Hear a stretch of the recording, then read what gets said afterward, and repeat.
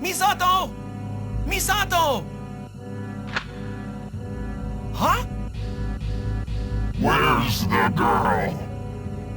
She's not here. I'm looking for her too. The countdown is beginning. Countdown? What are you talking about? Don't take your eyes off that girl for a second. What are you talking about? That's the man in black. Countdown Vampires is one of the many Resident Evil clones that popped up in the late 90s. It's one of the lesser ones in regards to quality, yet there is a goofy charm throughout that you can only find from the early days of survival horror. While there are long stretches of tedium, there's enough cheesy delight within, enough to keep me going. I'm scared to be alone, Keith. The game has gotten more attention in recent years thanks to the Angry Videogame Nerd, but even then he didn't get into the elements of Countdown Vampires where the game really shines, and the game itself does no favors on that front. The best the game has to offer remains buried in a game mode you have to unlock, and even then it only shows up at the very end. It's too bad because it becomes a case of the snake eating its own tail, where the bizarre nonsensical turn into sheer brilliance. Something that would have helped the game stand out more, for both good and bad reasons. But we're getting ahead of ourselves here. Let's start from the beginning. Ouch! Oh, I'm bleeding.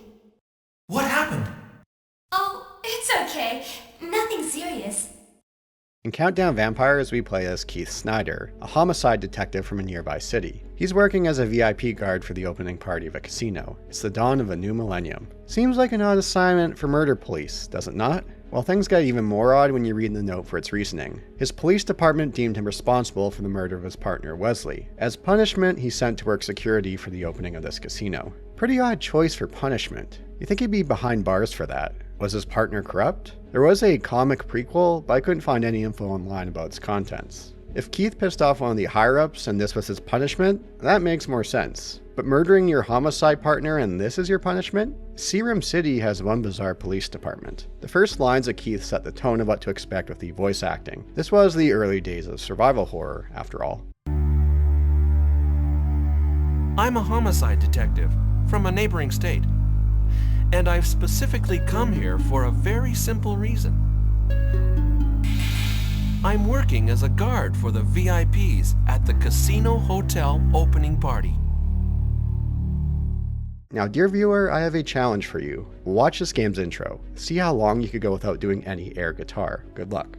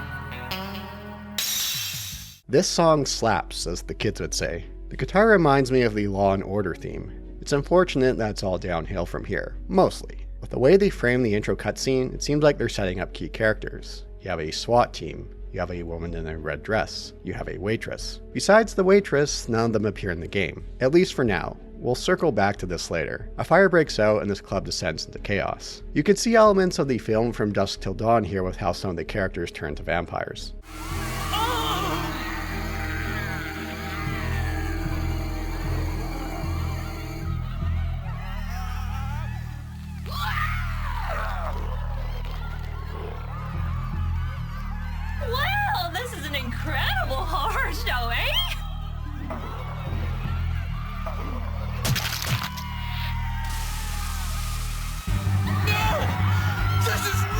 This isn't the only influence the game derives from that movie. The other element is the tattoo of Keith. He's rocking that tribal tattoo that George Clooney's character had, the tattoo that God knows how many people regretted getting, even more so than most tattoos. Prominent tattoo artists blame that movie for sparking that tattoo trend. Countdown Vampires is classic in its survival horror setup. Fixed camera angles, tank controls, limited inventory, looping navigation, and solving puzzles. As the namesake says, we'll be dealing with vampires. We can use white water on downed vampires to turn them back. Shoot them with several darts to put them down, then use white water.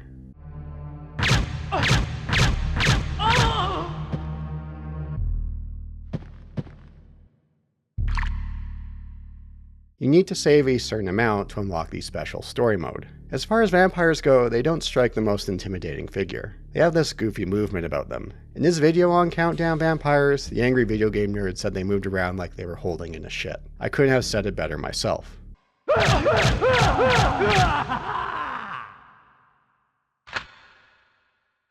Sometimes when transitioning between areas, the game will show the moon as one of 4 colors. A game where the manual doesn't go into it, but does impact how vampires will act depending on the color. They'll have different movements and speeds. The moons will also determine the possibility of other enemies we'll encounter. At least that's what the guides say. It's not clear how it works. When you start a new game, the game asks you to select a blood type. This also impacts the moon colors, but again, it's not clear how it works. Other enemies provide more challenges. We'll deal with werewolves, bug-like creatures, bat-like creatures, these alien-like blob creatures. There are some inspired designs, especially the blob-like creatures. I enjoyed the cutscenes introducing them.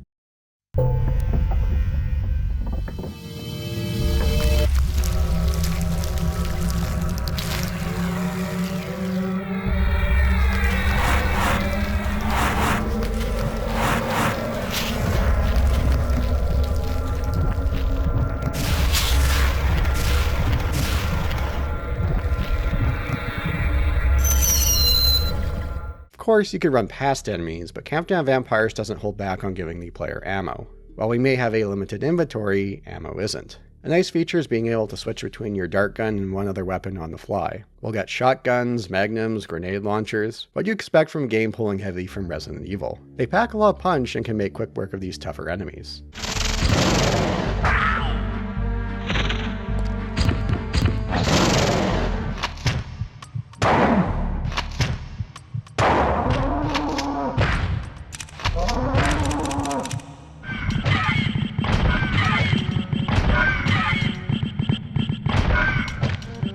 That said, you have to be careful of the dreaded stun lock. Dealing with more than one enemy can lead you to knockdown attacks that leave you no time to retaliate.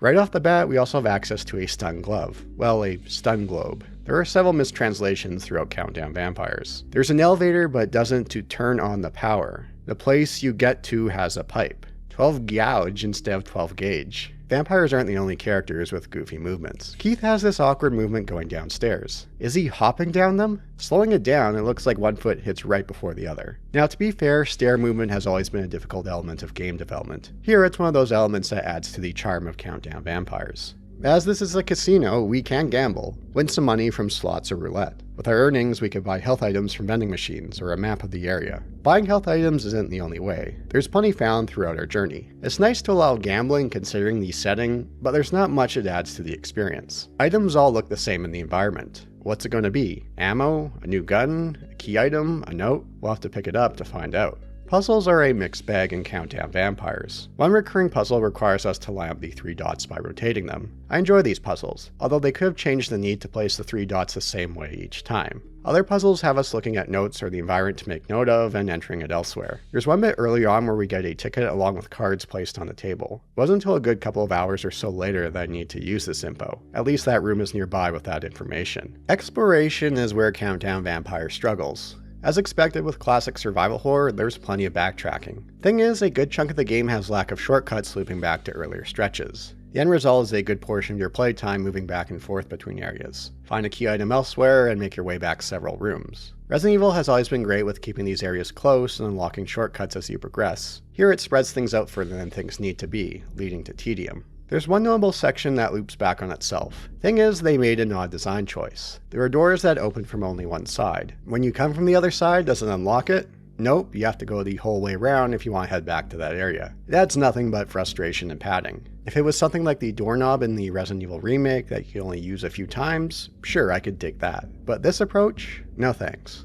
What makes this a strange choice is that a section not long afterwards allows you to unlock a shortcut instead of a one-sided door. The pre-rendered backgrounds are nothing to write home about. Static environments that can blend into one another. There are points where we'll get a cutscene showing a door unlock elsewhere. Several times I'd be like, wait, where is that again? There are a few awkward camera angles and cuts where I missed part of a room for a time due to camera angles. In a couple stretches, it was easy to get turned around. Countdown Vampires released in late 1999 Japan, mid-2000 in the West. The environments here don't look much better than the ones from Resident Evil back in 1996. That said, it's not all bad. There are sections divided by names of characters from horror films in the casino. Clarice, Nancy, Sydney. In regards to the music, it's okay. Nothing special. Nothing coming close to hitting the magic of that track from the opening cutscene. The plot of Countdown Vampires is bizarre. On your first run, it's quite minimal. We're here as VIP protection for the opening of a horror casino hotel, the Desert Moon. Randy Jones, movie director of the Beast Moon movie franchise, is handling its production. We see him in the intro for a brief moment before he's killed off. Throughout Countdown Vampires, we'll run into Misato. She's the waitress that we see in the intro. Most of these scenes play out the same way. She wants to follow us while Keith tells her to stay put. The vampires! Get in the trunk of the car. It's safer there than anywhere else.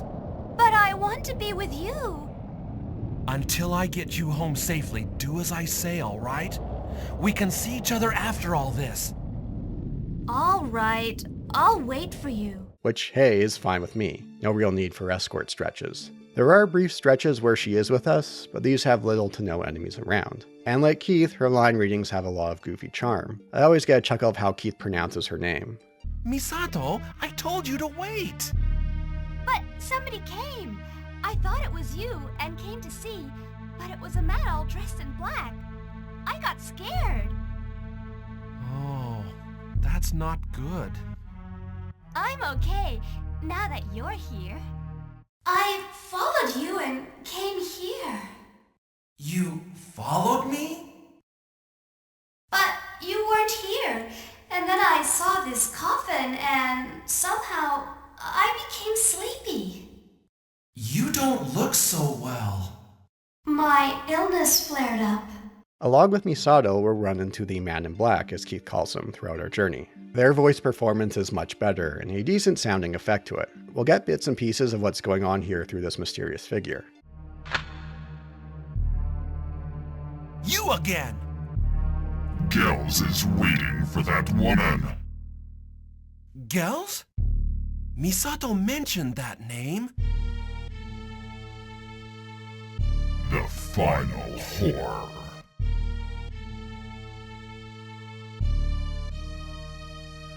Huh?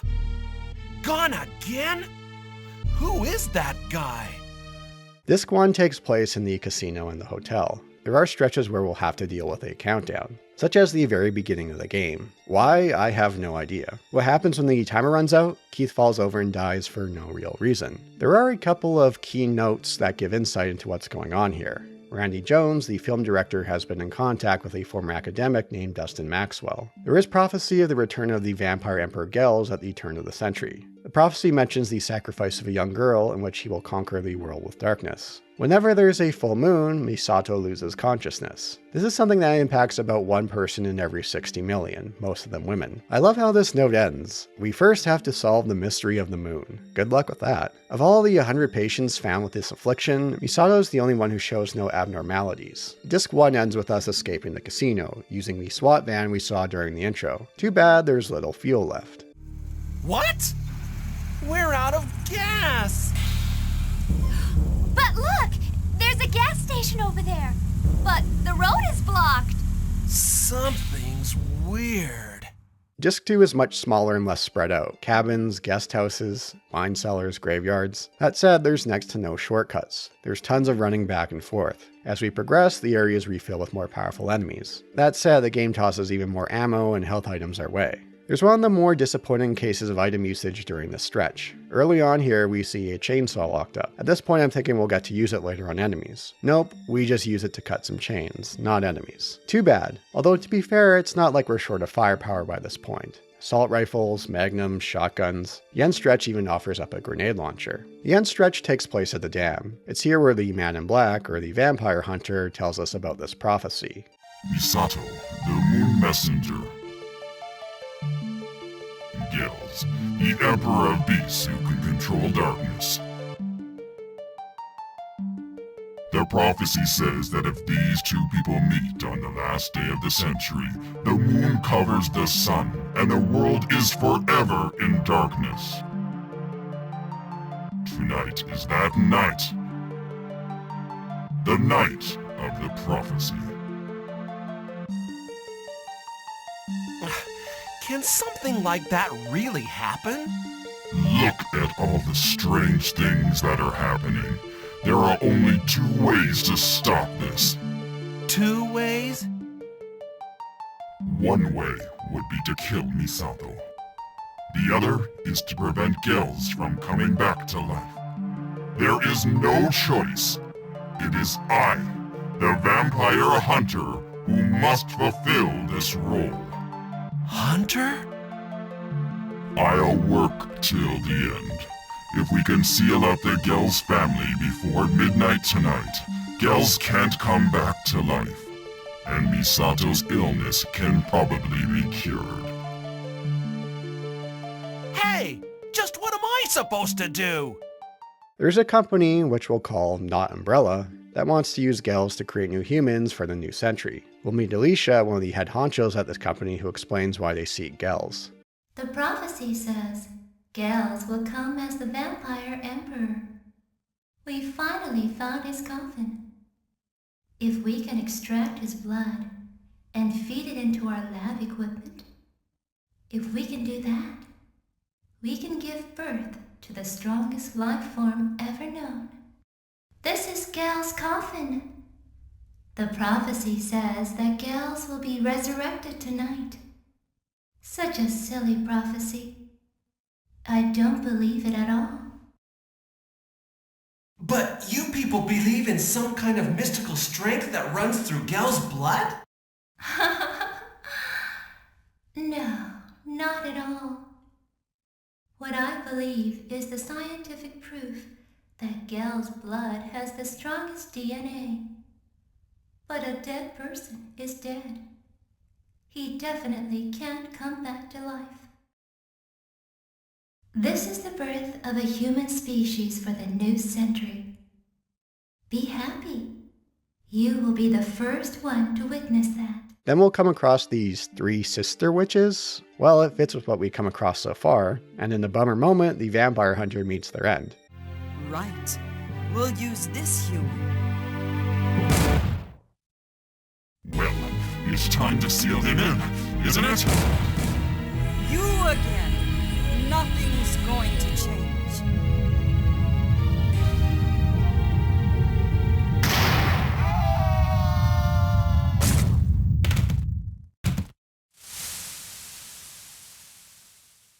This could be a pretty tricky fight, although by this point you're swimming in resources, so ammo and healing isn't a major issue.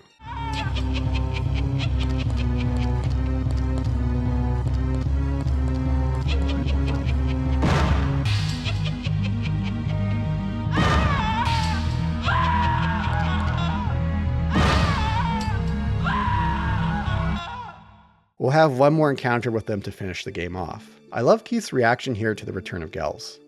Just 5 minutes until Gels comes back from the dead. Jeez, this looks bad. What follows is a silly little ending. But what are they? Real vampires. Misato, you mean you never heard of Gels? Gels is the Emperor of Darkness. What?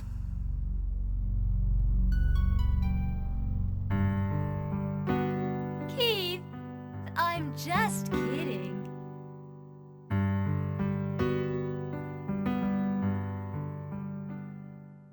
So that's it, right? Well, depending on your completion time and how many vampires you rescue, you can unlock special story mode. Those characters that the game establishes during the intro cutscene, this time they make appearances. Near the beginning, we'll run to a couple of members of the SWAT team. Detective Snyder, I'm Jules. This is Shek. We're with the SWAT team. We were in the basement parking lot as backup for the VIP guards. I see. All right. We don't have time. We have to save as many people as we can. So I kept playing for a time and nothing else really changed. I ended up looking at a playthrough on YouTube. Disc 1 in the casino and hotel, beyond a couple of new notes, more or less remains the same. Disc 2 is where things change. Even then, most of that occurs at the end. And it's all story related. Near the beginning stretch of Disc 2, we run into the woman in the red dress that we saw during the intro. Her name is Mira. She was another detective working as a VIP guard. She's here to stop Gels, who she knows for some reason. There's another scene with her later where she mentions she had a sister named Claudia. Hold on, things are about to get real wild. After the first fight with 3 witches, we're captured by one of the members of the SWAT team, Jules. He drops some truth bombs that come out of left field. Well, left field is underselling it. Alicia, one of the head honchos at Not Umbrella, she's actually Claudia, Mira's sister. As a child, she was kidnapped and brainwashed, planted with false memories. For Shek, the other SWAT member, Jules damaged his wife's eyes with the intention to kill her. And for Keith, he has a twin sister. She's a vampire hunter. Wait, a vampire hunter? Could it be? It was her that killed our homicide partner, mistaking them for a vampire. Doesn't sound like the best of vampire hunters. What's Jules' end goal here? I'll be the one who successfully solves the crime. The police chief will promote me, and next I become a politician. Become the president. But before that, I'll put Gel's blood in my veins. I don't believe in vampires, but I do believe in DNA and bloodlines. Gel's bloodline is the blood of emperors. With that kind of blood, myself and my descendants will be emperors and control the era. At the end of the century. Before he could do anything, Mira comes in to save the day. The vampire hunter does survive here, and yes, this is Jane, Keith's twin sister. We were sealed.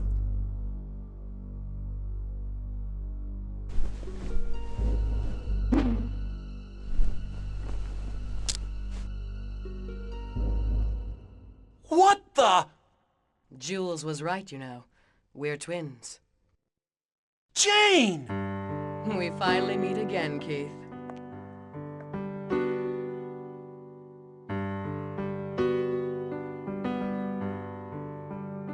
Where did this all come from? Why wasn't this included in the first run? Why bury it so far back in New Game Plus? Why save it all until the end? It's so awful, so goofy, so out of nowhere that it eats its own tail and becomes amazing. So much so that I'm sure this game would be better known if they kept this in the normal run. To play through the game again to get this extra information, I couldn't bear the thought of another replay. I grabbed footage off YouTube for these last few sections. If this was present in the first playthrough, my thoughts of Countdown Vampires would be quite different. And the end result is a mediocre yet charming RE clone from the PlayStation era. There are long stretches of tedium, but there are moments of cheesy delight within, the kind you can only find in the early days of survival horror. It pulls heavy from classic Resident Evil, but falls short in every area. But in the end, I did enjoy my time with Countdown Vampires. It's too bad that they decided to bury its most out there content into the end stretch of an extra game mode, something that could have helped it stand out more in the sea of RE clones. Thanks for watching.